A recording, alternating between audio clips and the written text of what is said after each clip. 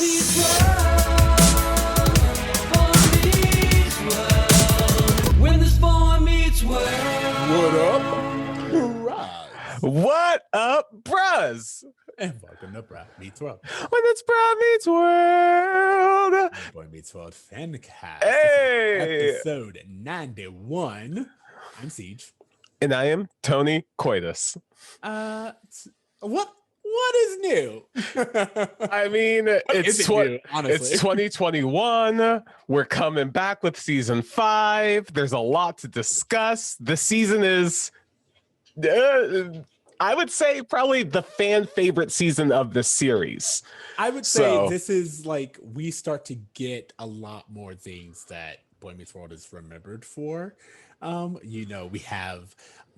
We round out our teen cast. We get Angela this season. I know we get Jack this season. So we just we start to really get the episodes that I think are formative because we grew up and we started to like remember things at this time. You know what I'm saying? Yeah, and I think that the recipe they had for just like the amount of exposure teens got versus the family got, like they figured all that out. And so like right now we really do just have this like awesome blend and I guess good percentages of everything that's good, like where we have like the kids front and center, the parents are kind of there in the background, but they're not even really living at home anymore, some of them. Yeah. So just lots of good stuff to get into. Absolutely. Okay, so let's start. Do you want to just like jump right on in? Well, here's one thing I want to say, because I did a little bit of research because we're starting a new season, and this episode premiered on October 3rd, 1997. And I just wanted to quickly just remind us what was going on in 1997 when this episode first premiered. Let us have a proper context of what was going on in the world. Some hit movies from the time: Boogie Nights, Men in Black, I Know What You Did Last Summer. In fact, I Know What You Did Last Summer was released the Friday before this episode premiered. So as far as Jennifer Love Hewitt being in the zeitgeist, I mean, that's kind of a main thing that we're going to see played later on in the season. But that's what was going on in movies. In music, you could have turned on the radio and you would have heard LeAnn Rimes' How Do I Live, Usher's You Make Me Wanna, Biggie's Mo Money, Mo Problems. I mean, these are the kind of things that was on the radio. And the biggest news story of the day is that August Princess Diana died. So just for us who are old enough to remember 97, that's the context of the world that we're in right now. I was 9 years old. I think I was just starting to remember the world. At this definitely. Time. Definitely. Okay. So I guess that just brings us to our Tell Me About It. Tell me about it. All right. Should I just jump right in this? You got it. It's been a minute, guys. Forgive me. Tell me about it. Yeah, we're starting season 5. Corey hates that Eric's home. Shawn has a brother he's never known. Tell me about it. Oh, Jack Hunter has arrived. Alan learns to be a good dad. And Chet has learned he ain't so bad. All right. I love that you totally approach this like, oh my God, you guys, I'm totally unprepared. I haven't done this in a while. And you just spit this entire thing that I will absolutely guarantee you took you a moment to put together. Under promise, over deliver. That's how I've made it this far. That's a good way to be. Okay, so this is season 5, episode 1, Brothers. Corey is so upset when Eric moves back home that he vows to find him a place to stay. But the perfect roommate he picks out is Shawn's long-lost half-brother, Jack, and there's no love lost as far as Shawn is concerned. There we go. Okay. Oh my God.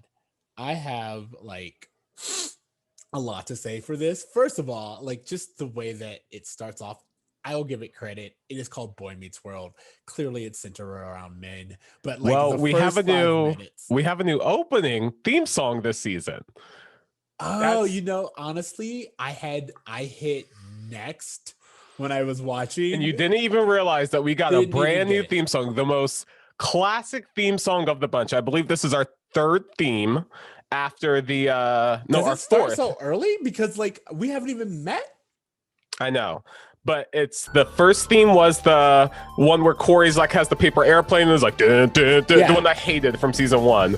Then we turned to just those guitar licks.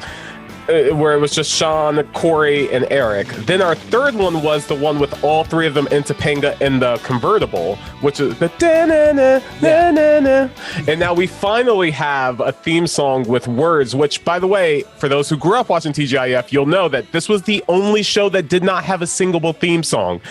Family Matters, Full House, Step by Step. Everyone had songs that you could sing along with, and this was the only one that didn't have it until. Is that why they made this it? Season. Like, we need that earworm.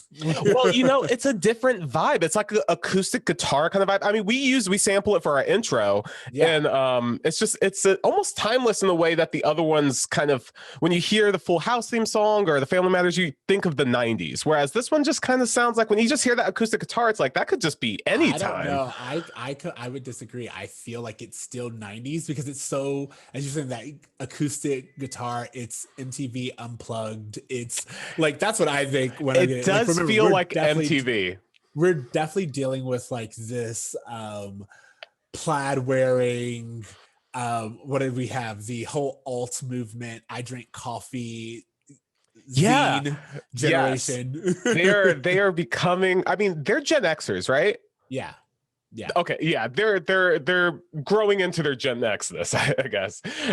This is also a brand new set for us. Yes. As far as the high school goes. Yeah. So, I mean, like, we're getting a lot of new stuff thrown into the mix with season 5 that I'm super excited about. As far as just was like, you just made me realize. I was like, oh, we get a few new sets.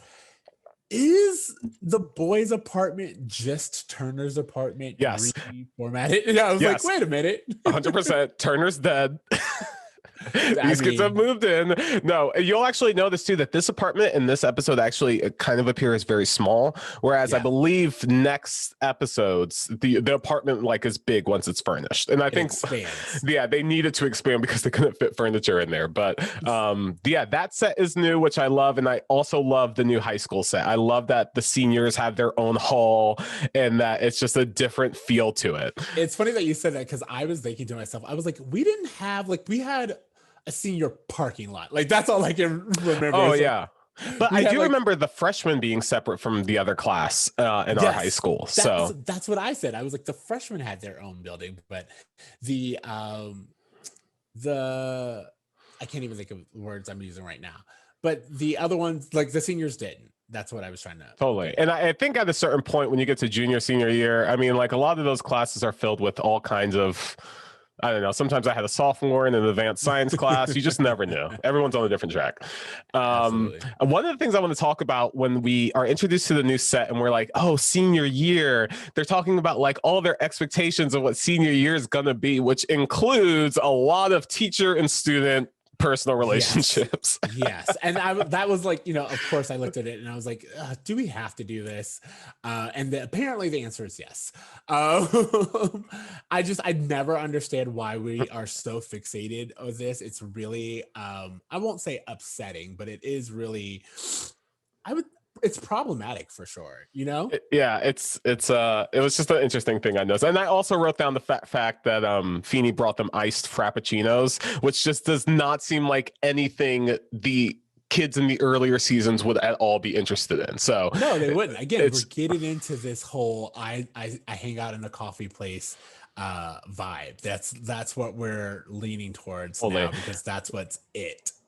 And one of the main reasons I bring up this like senior year scene at the beginning before we get into the other storylines, which are much more important, it's just that they kind of set us up for the idea that, hey, the kids are going to be graduating at the end of this year, as if to say that that's going to play an overarching storyline about the kids going through senior year together. Obviously, we've already seen Eric go through senior year, but Corey, Shawn, and Topanga are in their last year of high school. So just at the beginning to throw that robe on them and let us know from the beginning of the season, like, hey, this is where these kids are headed, kind of lets us know that there's a finality of sorts to the season that the other seasons didn't have.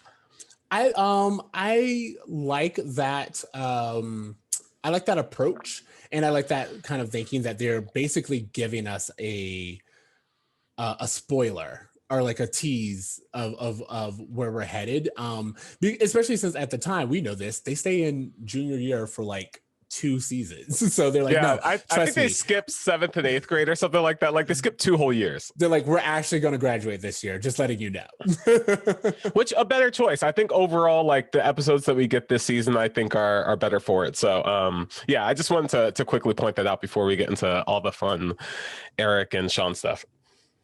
I don't really know where the season's going to go in terms of storylines. I just know. I honestly, you know I'm what? I did listen to our last episode as a refresher for this one, which was the season finale of season 3 called Home. Or no, it wasn't. It was the one where the kids go to college or to see a college in Florida. Learn to fly. Learn to fly. Yes. The one where Eric is like, hey, I really want to get into college. And so that's where we are in Boy Meets World land. So let's pick up with Eric and then move over to Shawn. Because I feel like Eric's story is kind of a continuality from last season, whereas Shawn has like a brand new storyline this season. Okay, so I have a few things to say, as I always do, but I will start off with let's talk about Eric. We find out that Eric, of course, didn't fill out the housing forms, which tend to be a continuous like issue as far as television is concerned and Boy Meets World is concerned. And I think that unknowingly or maybe knowingly, they're always trying to tell you that housing is one of the most complicated and crucial but often overlooked parts of college because there's so many ways to simplify the whole application process for literally everything, for housing, for food, for parking, for all of that shit. You can make it real easy, but everything is overly complicated. And I'm glad that the Boy Meets World writers know that. I just want to put it because like most of my student loan debt is from my freshman year of getting like this fancy ass dorm room. I just was like the boss. I was like so like I'm proud of myself, and most of my debt is all from that. Like college itself didn't cost me as much as this one apartment did, and I think that that's kind of like what they're always alluding to. I feel like that just has to be so many writers' experiences because it's just housing is always a storyline when it comes to television. It's almost as if college. Kids are almost like all of us kind of go through this feeling of being taken advantage of when we're 18 by making a bunch of big decisions that we aren't prepared for. Yeah, absolutely. Oh, but the thing that I wanted to say with Eric and his whole coming back home, there are little bits with Corey that I want to come back to, but the most important thing that I want to bring up is we get some precious, amazing Amy time, which I love. And then also with this Amy time, I realized, like, for those of you who don't know, I think it may have been between the break or maybe it was like right as we ended, I got a puppy recently. And so I'm a puppy parent. I am co-parenting with my boyfriend and we've had this dog, and I have seen exactly what Amy's talking about, where my dog and my boyfriend are best of it. They can do no wrong. They love each other, lights up. I'm the disciplinarian. I'm the bad guy. I'm the get off the couch person. And I just like, all I could see was Amy being like, yo, what the fuck? Like, he doesn't just get to come back into the house. We got rid of him, and it took us longer than we were expecting to do so, but we got rid of him. I did my job. I raised this child. I have 2 more to worry about. You do not just to get to come back in. And I think it's really interesting that it's Amy, the mother, who plays that role, because usually in other television shows, it's the father. The father is like, get out. I'm so glad you brought that up, because this episode, in a lot of ways, reminded me of the Security Guy episode where Eric gets fired from the family store by Amy because Alan is a little bit too chummy with Eric and coddles him too much. And so this storyline actually felt really organic and like a natural result of the relationship we've already seen formed between Alan and Eric, where Alan struggles to separate fatherhood and friendship, to the point where, I mean, in this episode, he kind of comes to the realization and tries to correct it. But the fact that it has stunted Eric in a lot of ways, and that's something that him and Amy actually talk about and acknowledge. I think that this just felt really like something I would expect from Eric and Alan. Yeah, absolutely. And that's like you said, it felt like the natural progression. So it made sense. I wasn't like, why are we doing this? It didn't even feel like a repeat. It just felt like, no, this would obviously be the next step.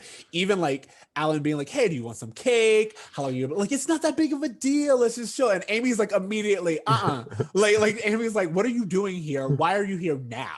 Like This also felt like something I've seen in a lot of family-based sitcoms like Cosby Show or My Wife and Kids, or just a few other ones where it's like the parents' main goal is just to get the kids out of the house, and like kids keep coming back and keep coming back, and then like for story-based reasons, like they want to include this character in the show in a way where they're not segregated, so they bring them back home for whatever reason. But it is something I've seen in quite a few sitcoms. Well, I mean, like we are the generation where like you and I currently don't, but like we're the generation where you had to move back in with your parents. So that is something that we've kind of like all had to deal with, and It's like normalized now to move back home. Yeah, absolutely. But at the time, it was like, no, I raised you. And then again, as a puppy parent, I'm someone who's like, when my dog goes off to dog day camp, I'm like, bye. Like Rex is like, what did he do all day? How was he? I was like, I don't know. He was out of my hair. I have things to do. And I think that like that's where Amy is at. She like I really loved that she just went to even Feeney, and she was like, yo, like, what's your deal? Why don't you have anything to say? You have something to say about everything else. I'm so glad you brought up Amy and Feeney's talk, because I mean, even Amy kind of acknowledges that Feeney is always really quick to offer advice to all the boys, but never has one-on-one talks with Amy. But in all fairness, Amy did kind of hijack the entire conversation and just gave herself advice, leaving George. Well, because George was like all ready to like play into it. He was like, well, maybe it's this, or maybe he just like misses his son. And she's like, no, let's cut all of that out. Yeah. I don't need another guy on his side. I don't need it. If that's what I'm going to get from you, I'll give myself the pep talk that I need, and then push you to the curb if that's how you're going to be. And I'm just saying, you guys know I stan Amy, and I love when they give her character room to grow and express herself, because almost every single time they do, I'm like, yes, this Amy as a character is what we need more of. It's the type of mother that is a real fully fledged person. She's not, whenever she's allowed to be, she's not Susie Homemaker. She's not just there to support her husband. She's not just there to think about the life she should have lived. She's like, no, she is the responsible parent. She is very much like, no, realism. I need you to live in the real world, because that's where we live. And I think it's more important for you to live in the real world than it is for me to coddle you, because as much as I love you, when I'm not here, how are you going to survive? I really love that the whole episode is about the parents learning not to coddle Eric or kind of hold his hand through life. And Corey picks up exactly where they leave off. He does all the apartment hunting for him. He's filling out forms for him. Corey is doing all of the legwork that they're like, oh yeah, I guess Eric's ready to grow up. It's like, no, he's not. He's still depending on someone else to take care of him and make choices for him. Absolutely. But I do want to talk about Corey's like motivation throughout this episode to get his own room, because there's a really awkward moment between Eric, Topanga, and Corey. Well, where so I want like right before that moment, because I wanted to talk about that. Right before that moment, Corey is like having the time of his life, being like decorating his room. He ordered a queen size bed, and what I love, like I loved this. And he's actually part of, like, weirdly, I don't even know why, he's actually part of our roll call. But Glenn Hirsch, who plays Delivery Man, that's just his name, Delivery Man, is like, hey, remember, no means no. And he just leaves. He's like, I know what this bed is for. You got your own room for the first time. I see them candles. I'm just letting you know, no means no. And I was like, yo, who knew like a respectability, a consent talk from the delivery guy? I'm here for it. I love it. It's really funny. It just seemed, when I first saw this episode, I laughed because it seemed kind of out of place. But then I was just like you, I'm like, it's smart advice. And the audience kind of nervously chuckles. And I'm like, well, is this a joke or is this just like advice? No, I think so. The way I interpreted it, and again, maybe it's like just the way that I would have been in that situation, but I saw like even when he said, "Oh, you have your own room for the first time," I saw this character, delivery man. I saw him as someone who's like, "Yo, I go to a lot of houses. I've seen this situation before. I'm gonna tell this kid right up front. Everyone knows what you're doing. Everyone understands. Just know. I've seen a lot of teenage boys not understand this one concept. You still need consent. That's it. I'm not your parent. I'm not going to say anything else." In all fairness to the delivery guy, Corey really is setting up a fuck den of sorts Yes. with candles and the disco ball and the queen size bed. Like he's got plans for that room. So, speaking of plans, when I was looking up this episode, I saw something that was hilarious to me, which was that the candle that Corey has in his room for Topanga is the same candle that the girl had last episode in the other college. Remember? Yes, the one who tried to seduce Corey. Yes. So that tells me Corey was like, "Yo, mental note. Girls get down with girls this candle." love candles. Oh, it's gonna make him seem so mature and romantic. Okay, but you were saying? Oh, I was just so there's this moment where Corey and Topanga are on the bed and Topanga's like, "Bro, why aren't you getting in this? Like, come on, let's do it." And Corey's like, "No, the moment we kiss, Eric's gonna walk in."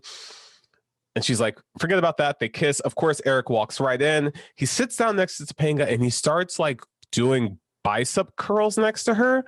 And there's this moment where Topanga is just like looking at Eric doing the bicep curls, where it was very uncomfortable. And two, it's like, this is the second time we're hearing about Topanga maybe having a little bit of a crush on Eric. In season 1, if you recall, Eric went to go visit Corey's class, and Topanga had a massive crush on Shawn. I mean, I was on Eric, and eventually she got over it within the episode. But the way she was looking at him doing the Big Daddy Rocks, it seems like she was maybe, I don't know, flirting with that idea in the back of her head.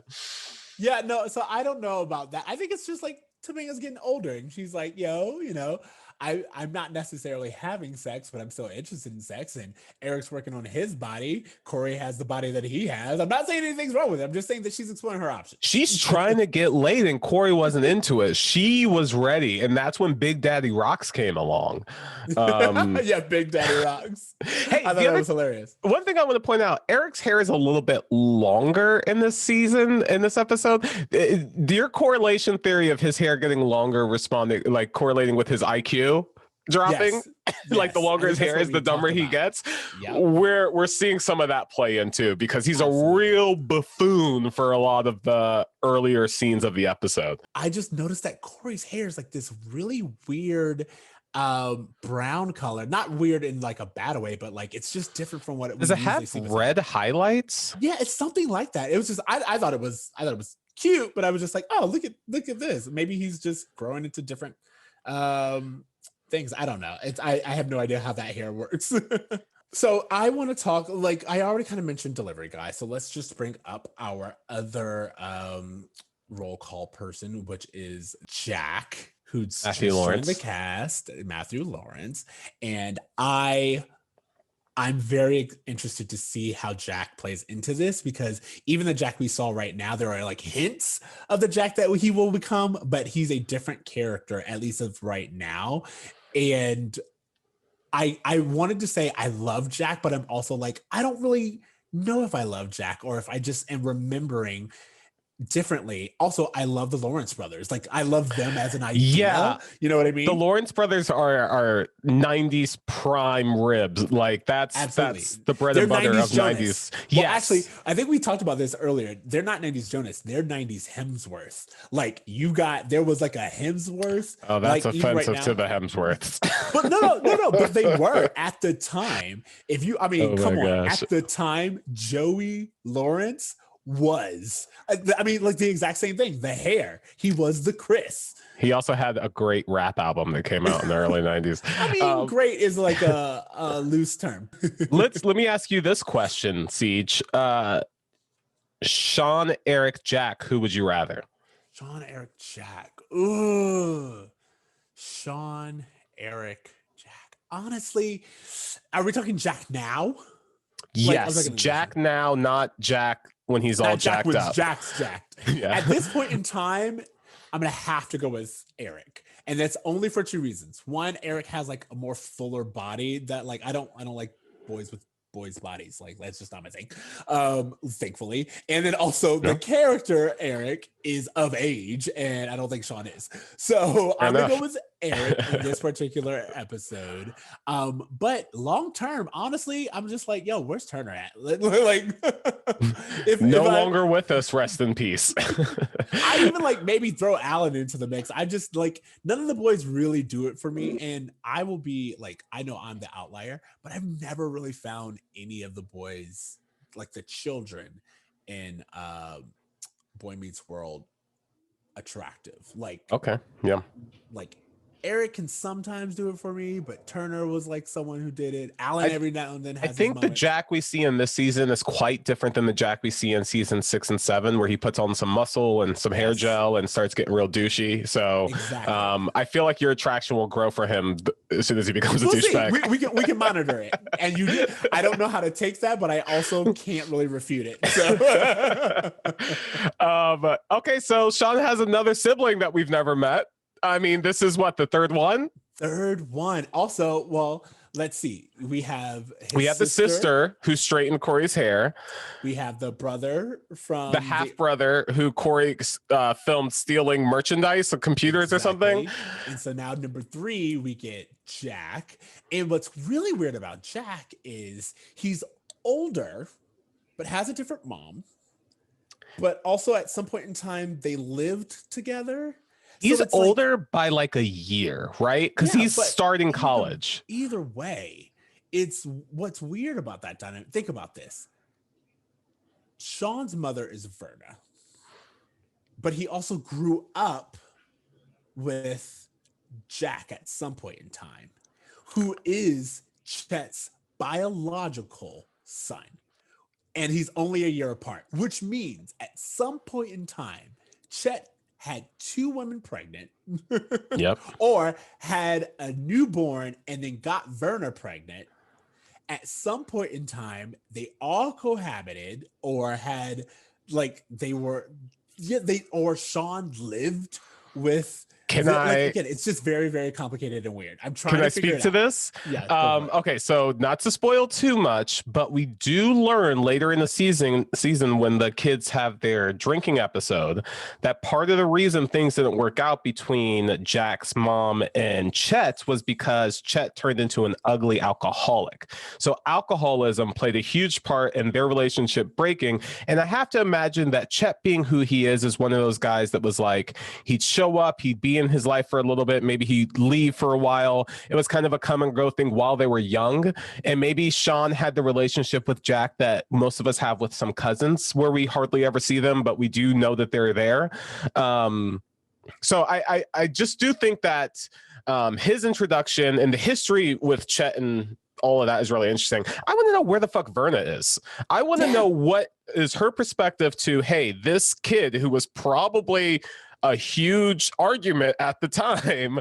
I want to know where she's at and what she thinks of this. If she's gone, which towards it, the last thing that Jonathan Turner told us of Shawn's parents right before he died in the cult episode was that his parents were working things out. They were working out their marriage. That's the last we've heard of Verna. So for her just to not be here again is one of those things where I'm like, oh, maybe that should have been in the season finale of the last season where Verna leaves or something. So we just have an explanation for her absence. So there's that. I feel just from the character of Verna, who we've seen, who, by the way, for the majority of the season, or at least the show runtime, we haven't seen her. So we know that Verna is in and out of Shawn's life. We know that she was gone and separated from her son for at least bare minimum a year. Without seeing him at all. So that tells me that she is one of those free spirits that just comes and goes. She probably got tired of like being in one place for too long and was like, I'm gonna step out for some milk, and then just never came back. Like, that's what I see. And because it's Verna and they're used to it, they're like, she'll come back when she comes back. But Or maybe she went to go visit her daughter. Yeah, And who she's knows? Like they all do just that. have these really untraditional family units, which is good, Which is but also fine. like it adds levels to complication where I'm like, oh, a little bit more information on this would be helpful. But what I was going to say Oh, is, I just want to say my theory is Chet absolutely 100% knew Jack was in town. And it's because of his behavior. He acts like he hasn't seen him in a while, but he asked Shawn to move in with Jack so quickly. Like it was like, oh, hey, yeah. your brother who you've never seen, who I haven't spoken with, who apparently I have no updates on, just invited you to go live with him. I haven't seen the place. I don't know anything about his finances. I don't know anything other than he just said, hey, can you move in with me? I think it's the right move. And for me, either Chet is the most reckless person ever, which he could be, or Chet and Jack actually had this conversation. That's why, because Jack was like, I'll call you, meaning you have his information, you guys speak. So Jack told him he was going to Pembroke. He told Chet. Chet was like, hey, do you think that you can have your brother live with you? I haven't been hitting or getting jobs lately. I don't know how much longer I can hold on to the home. If he moves in with you, that solves everything. Don't tell him I told you. And that, I mean, like, it just, nothing else makes sense.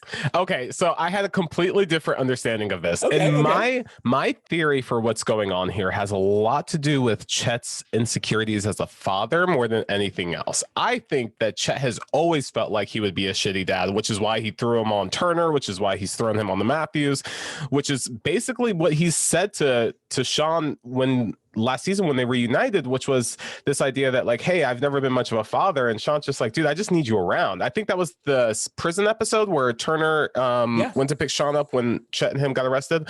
This whole idea like, hey, Dad, I just need you around. And I think that depending on Chet's financial situation, his security with fatherhood kind of comes and goes.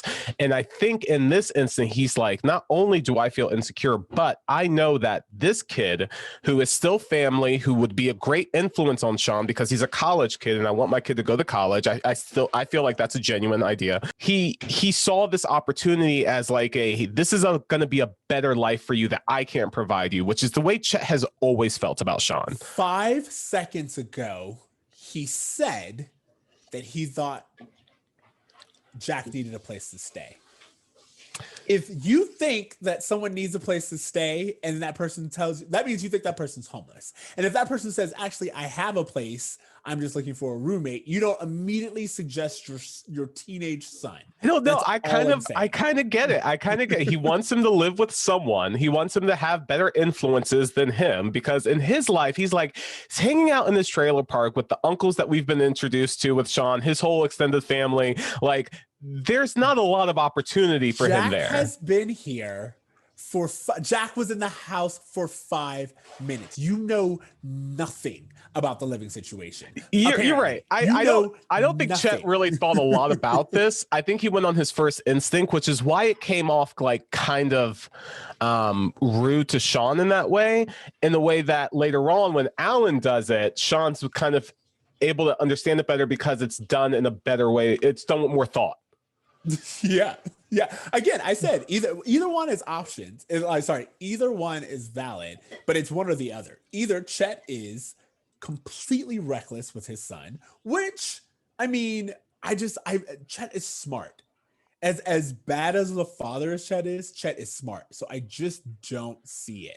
I want everyone to look at this episode again with my theory in mind and tell me it just doesn't come off as Chet and Jack set this up. The serendipitousness, I don't even know what that word is, of Jack being at Chubby's saying he's looking for a roommate right when Shawn Okay, so you bring up a great point about this is that how close is this college? Because they keep saying, oh, I don't want to say goodbye to Eric. And I'm like, it seems as though everyone lives pretty local to where they are. Like, I can't, exactly. I don't know what this goodbye thing is about. So like, yeah, if Jack is able to go to Chubby's to look for roommates, then clearly his apartment is within driving distance at the very least. Exactly. Like maybe 15 minutes down the road.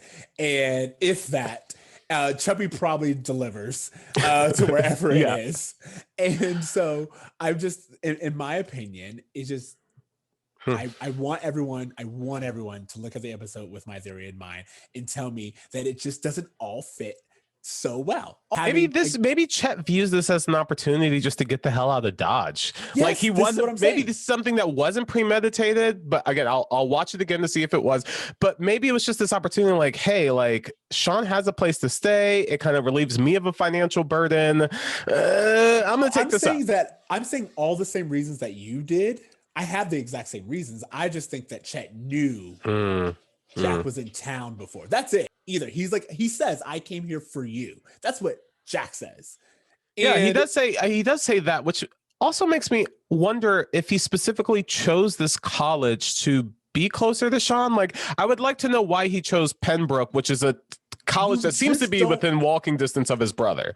You don't pick a location to be with someone you haven't seen in years if you don't already know that person, I'm just like, it would mean that Jack is equally psychotic, that Jack literally went to invite his estranged brother. I have a half brother who lives on the other side of town. If I went right now and I moved down the street for him and was like, I want you to live with me, I don't expect anyone to be like, yes, good job. They would be like, what? Like, what do you know about your brother? What do you know about the other thing about this is that Shawn is still in high school living without parental supervision. Like, no one thinks that like him living with college kids his senior year where he needs to like do his best school wise is going to be problematic. Well, his parents don't. So his parents don't. His parents aren't looking out for him, clearly. Absolutely. Hey, so we've been introduced to Jack. Now we see Jack and Eric interacting together for the first time, and the seed of this bromance, which I would argue at the end is almost as strong as Corey and Shawn's. Like of the end of the run of the show. So like it was interesting to see them interact for the first time and them like be like, oh, hey, we have standard white guy things in common, like our favorite movie, which is The Godfather, which is every white guy's favorite movie, and our favorite color, which is blue, which is every white guy's favorite color. Exactly. It just seemed like really interesting that the stuff that they bonded on was real, just general ass shit. But one of the things I do love is that Jack like looks at a picture of Eric and goes, I don't know if I want to live with him because he might be too attractive, which I thought that was kind of interesting too. Yes. Well, what he said was, he's a pretty attractive guy. And then he kind of backed it up. He's like, maybe competition for the ladies. It's like, it's okay to be into him, Jack. Like, it's completely fine. Oh my gosh. But yeah, Corey introduces them and they have their little moment. One of the things that I wrote down was that he makes this joke of like, you guys are so perfect, you should be married. And this is another example of Boy Meets World, like not taking a homophobic stance where they could have very easily done something homophobic, where they were just like, instead of saying like, oh, he's a guy, I'm not going to marry him, Eric's response was just simply, I'm not ready to commit, which I just thought was just a really interesting thing that we've seen Boy Meets World kind of do in the past, where they've touched on homosexuality but never made it a taboo. They always kind of go for a joke that's more kind, which I really appreciate. The thing that I will give Boy Meets World credit for, that I kind of like always go back to, is they were some of the earliest examples of bromance that we got. And I think they may even be like the earliest versions of bromance that we see on television. And I'm not talking about like the Odd Couple situation, which Jack and Eric get into, or the best friend on the other side of the track. I'm talking like legit bromance. I'm talking you two would be a couple, should be a couple if you weren't heterosexual. And again, there's nothing wrong. And what's even better is it's like, we're not even saying there's anything wrong about homosexuality. We're just saying that these two have a connection and this pair works and has an intimacy that's on the same level as a life partner. It's so interesting that you bring that up, because I really can't recall like really strong yet intimate relationships between men, heterosexual men on television before this, in a way that like Corey and Shawn kind of like they have like these moments where like they're helping each other with family issues, with like, you know, really hardcore stuff with Shawn's you know, parents and things like that. And it just kind of grows the relationship and strengthens it in a way that I don't know that I've seen other men have to do before together, because I've never seen two men overcome obstacles the way that they do on Boy Meets World together. So yeah, it's just a really interesting perspective. And I think maybe one of the things that I like about Jack, and I keep wanting to say I like Jack, but I was like, do I? I don't know yet. But I think one of the things I want to like about Jack is he is a great addition to the team, and he is a great kind of person for Eric to play off of, because with He's the straight Jason, well, yeah, with Jason was the kind of like that bad friend that always pulls you into a bad idea. Jason was not a good friend. He was a great character, but not a good friend. Well, the dynamic was completely different, because at the time it felt like Jason was the wild card and Eric was the straight man. And now we're at a point where there's no universe where Eric would be a straight man. He is such a wild card. And so for Jack, who kind of has a more of a seriousness about him, it makes sense that they're going to be a good combination. Exactly. And as you said, it allows Eric to kind of really lean into his comedic chops. And yeah, we get that little straight bit of like Jack just always kind of wondering what it is about Eric, but also not being able to step away. I think even in the sequel series in Girl Meets World, when they do bring Jack back and he interacts with the adult version of Eric, there's some kind of line of like, what is it about you that I can't get away from? It's just like, it's like, I can't myself. Quit you. Yeah. It's like, yeah. It's like, I hate myself, but I have to be in your presence. And like, I judge myself for even being as into you as I am. So yeah. Okay, so one of the things I want to talk about is that there's this beautiful merging of the storylines where, Shawn's already been kicked out, and Amy and Alan are kind of discussing what to do with Eric, and Shawn walks through the kitchen and he says something to the effect like, why can't I have a dad more like Alan? Like, Eric's never going to leave and he's fine with it. And it was just such an interesting way that they showed how Shawn was able to learn from Alan was able to learn from Shawn, but actually through that appreciate Chet more, and Eric's able to understand his mom. Like, everyone just kind of had a clarification moment with that one line that Eric's never going to leave home and he's fine with it. And I just thought that was a great catalyst for the change that happens in the third act. But I saw that scene a little bit differently. And really? Please. Here's what I say. Like, it's a great learning moment. Everything that you said is valid. But what happened in that scene is Amy says, Alan, we can't have this boy live here anymore. He will never grow up if he doesn't. And Alan's like, And then Shawn says, well, I mean, like, Eric's never going to leave, and Alan's fine with that. And Alan's like, oh, now I get it. And Amy's like, I rest my case. And what I mean by that is, it wasn't enough that Amy said it. Amy, your co-partner in parenting, in life, your wife, she raised the flag, and you're like, it's just Amy, women being women. But Shawn, a teenage boy, says it, and you're like, oh, this may be a problem.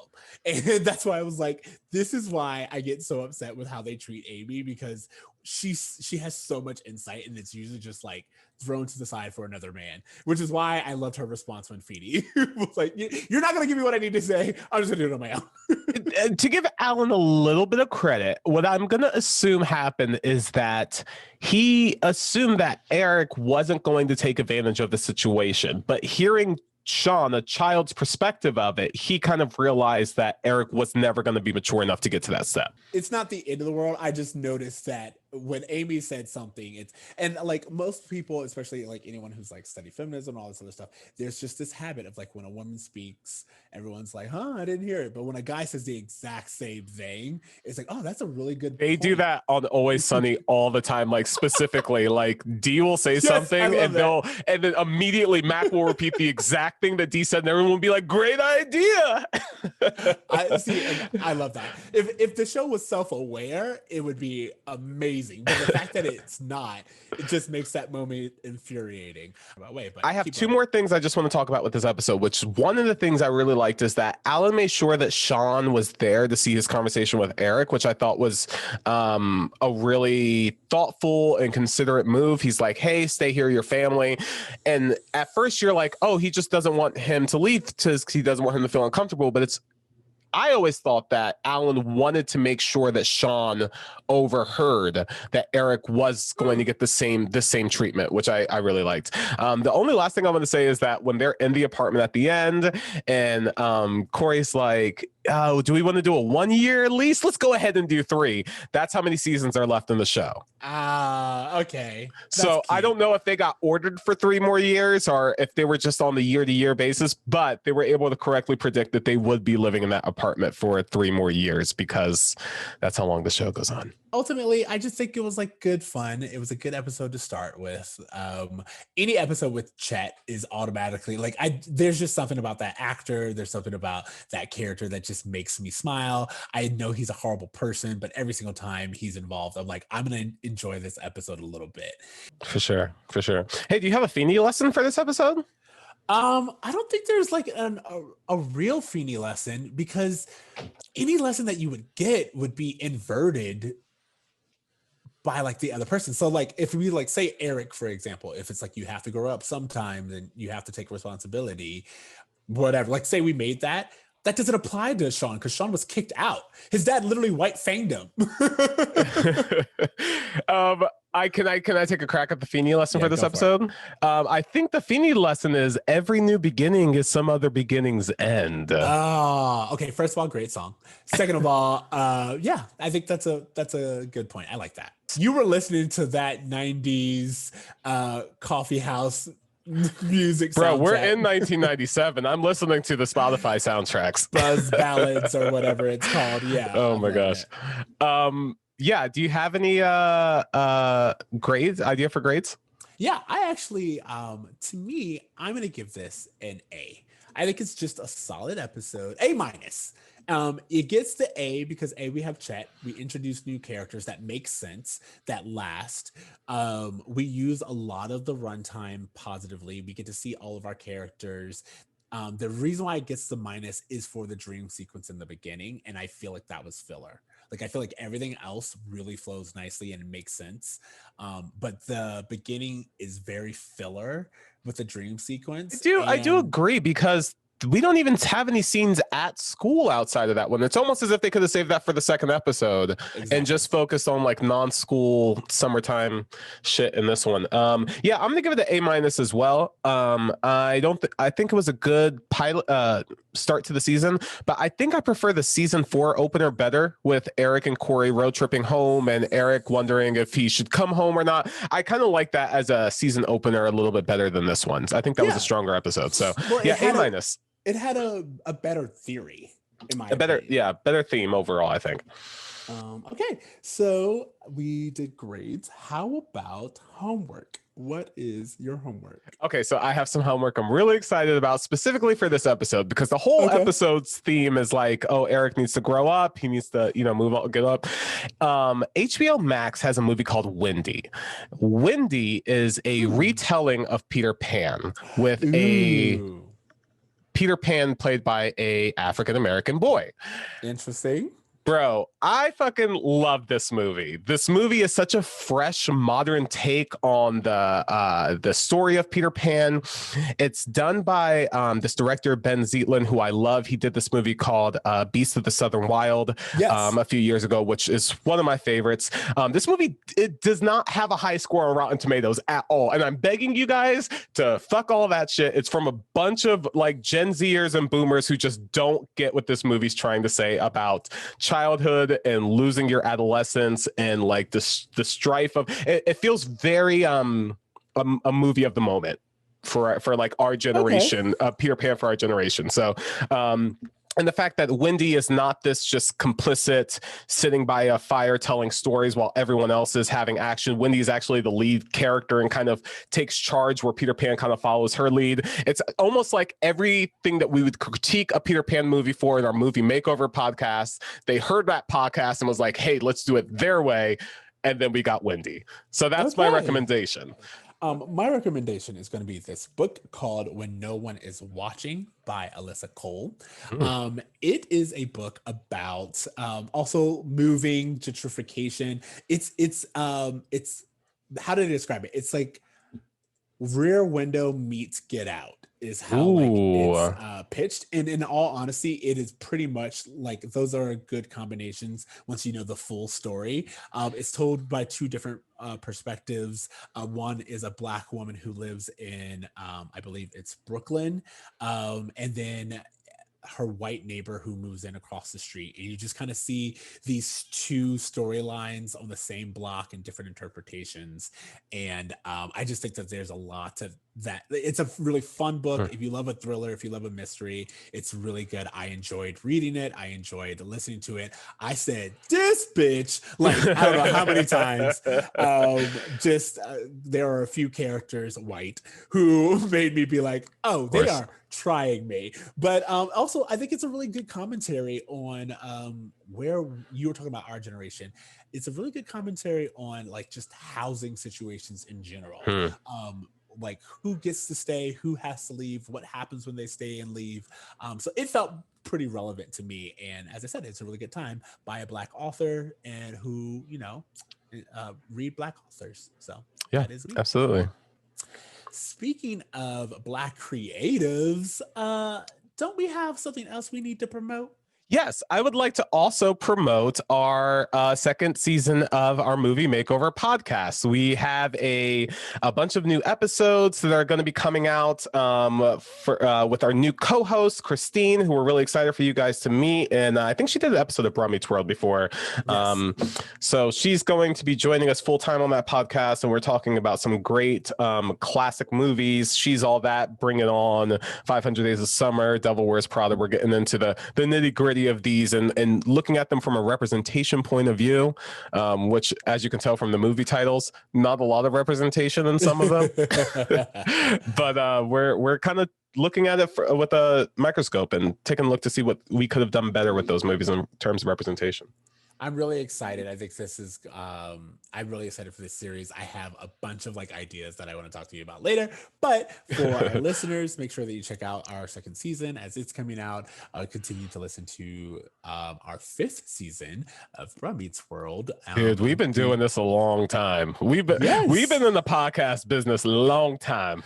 Longer than expected, but also I don't think we could have predicted a lot of things that's happened. So yeah, definitely. This year really kind of lent itself to podcast creation, actually. So so ultimately I think that is everything. Okay, cool. You guys, thanks for listening to Bromance World. Remember, you can find us on Spotify, iTunes, Stitcher, all of the places.